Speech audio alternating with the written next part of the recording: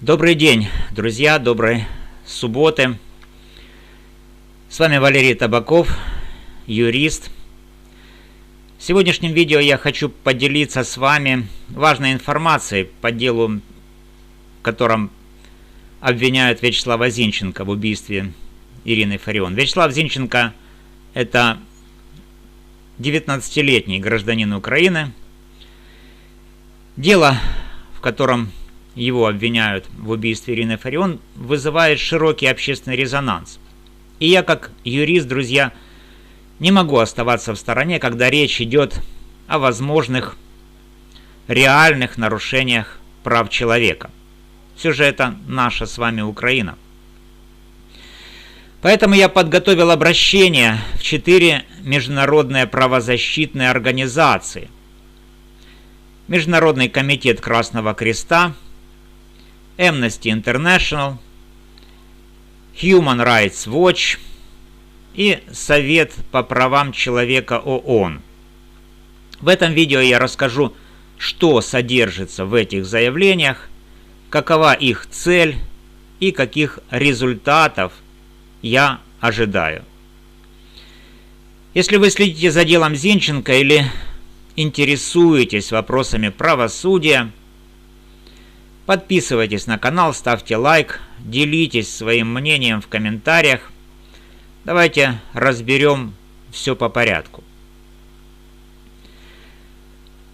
Почему я подготовил эти обращения? Дело Вячеслава Зинченко, задержанного в июле 2024 года по обвинению в убийстве Ирины Фарион, вызывает серьезные вопросы с точки зрения соблюдения прав человека. На основе публичной информации, включая статьи в СМИ, такие как «Украинская правда», НВ и РБК Украина, я выявил несколько проблем. Во-первых, Зинченко содержится в СИЗО более 15 месяцев. Арест очередной раз продлен до 21 ноября 2025 года без достаточных оснований, что может нарушать право на свободу.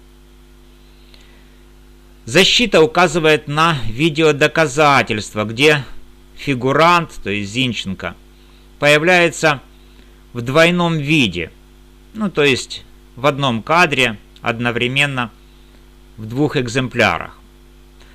Эти материалы не предоставлены стороной обвинения, несмотря на ходатайство. В-третьих, сообщается об угрозах Зинченко в СИЗО и давлении, включая так называемое признание, которое, по всей видимости, получено под принуждением, о чем сам Зинченко заявлял. В-четвертых, имеет место конфликт между адвокатами Юрием Немировским и Игорем Сулимой, который в конце концов приводит к ограничению права Зинченко на эффективную защиту. И, наконец, последнее, то, что русскоязычная семья Зинченко может сталкиваться с предвзятостью в националистическом контексте Львова. Как юрист я считаю своим долгом привлечь внимание международного сообщества к этим проблемам. Мои обращения основаны исключительно на открытых источниках, и я действую в общественных интересах, не представляя Зинченко официально, так как у меня нет ни адвокатской лицензии, ни доверенности. Каково содержание этих заявлений? Каждая из них адресована конкретной организации и фокусируется на ее мандате. Первое. Обращение в Международный комитет Красного Креста. Содержание обращения. В заявлении я описываю условия содержания Зинченко в СИЗО города Львова, ссылаясь на сообщение об угрозах со стороны сокамерников и психологическом давлении. В апреле 2025 года защита просила одиночное содержание, но это было отклонено, а Зинченко впоследствии отозвал свое ходатайство, свою просьбу под давлением. Возможно. В августе 2025 года упоминалось так называемое признание Зинченко сокамернику, которое в судебном заседании Зинченко отрицает. Я указал на возможное нарушение стандартных, минимальных правил обращения с заключенными в ООН, правил Нельсона Манделы и Конвенции ООН против пыток. Например, известны факты заявлений Зинченко о том, что его сокамерники курят прямо в камере. Цель этого обращения в Международный комитет Красного Креста – попросить комитет провести визит в СИЗО, оценить условия, расследовать давление и обеспечить гуманное обращение. Ожидаемый результат этого обращения – независимая проверка условий содержания, рекомендации властям Украины и защита Зинченко от угроз. Второе обращение в Amnesty International. Его содержание. Я указал на возможное нарушение прав Зинченко, включая произвольное содержание под стражей. Статья 9 МП ГПП. Ограничение права на справедливый суд из-за непредоставления видеодоказательств. Статья 14 МП ГПП. И риски жестокого обращения, статья 7 МП ГПП. Также я отметил имеющий место конфликт адвокатов и потенциальную дискриминацию русскоязычной семьи Зинченко, статья 26 МП ГПП. Цель этого обращения в Amnesty International – запросить срочное действие, urgent action, для пересмотра условий содержания, мониторинга суда и привлечения внимания к делу. Ожидаемый результат – публичное давление на власти Украины, возможное освобождение под залог и мониторинг следующего заседания 15 октября 2025 года. Третье обращение в Human Rights Watch. Содержание. Заявление акцентирует внимание на длительном аресте без альтернативы, сокрытии видеодоказательств, давлении в СИЗО и конфликте адвокатов, что нарушает Европейскую конвенцию о правах человека, статья 5, и МПГПП, статьи 7 и 14, упомянута возможная предвзятость из-за националистического контекста. Цель – попросить Human Rights Watch выпустить заявление, привлечь наблюдателей на суд и поддержать независимую экспертизу видео и других доказательств. Ожидаемый результат – публичный отчет Human Rights Watch, международное внимание и давление на Украину для соблюдения прав Зинченко. И, наконец, жалоба в Совет по правам человека ООН.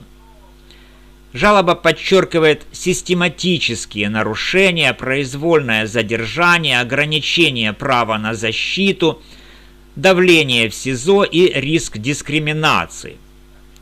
Я ссылаюсь на статьи 7, 9, 14 и 26 МПГПП, а также на публичные данные о деле. Цель – зарегистрировать жалобу для расследования систематических нарушений и рекомендаций Украины.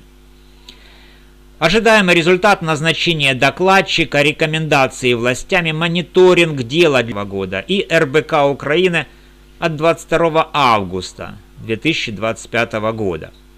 Каковы цели и ожидаемые результаты от подачи мной этих обращений? Моя цель – привлечь внимание международного сообщества к делу Зинченко, чтобы Во-первых, обеспечить независимую проверку условий содержания и защитить его от угроз и давления в СИЗО. Во-вторых, гарантировать справедливый судебный процесс, включая доступ к видеодоказательствам и устранение конфликта адвокатов.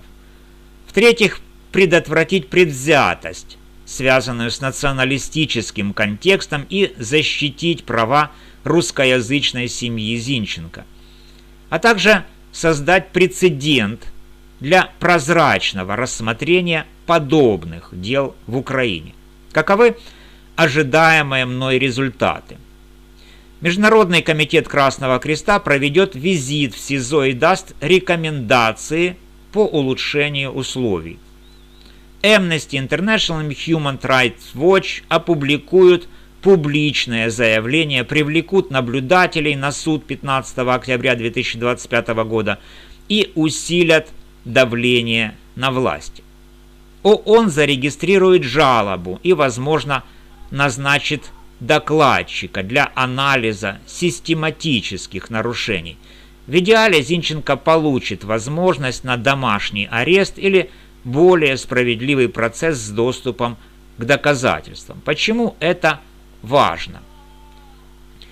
Дело Зинченко не просто частный случай, оно отражает системные проблемы в Украине, давление на суды, ограничение прав защиты и риски для заключенных в условиях военного времени. Как юрист я верю, что международное внимание может предотвратить несправедливый приговор и защитить права человека. Я не представляю Зинченко официально, но как гражданин я не могу молчать, когда вижу потенциальные нарушения. Друзья, я подготовил и отправлю эти обращения в ближайшие дни, чтобы международные организации вмешались в дело Зинченко.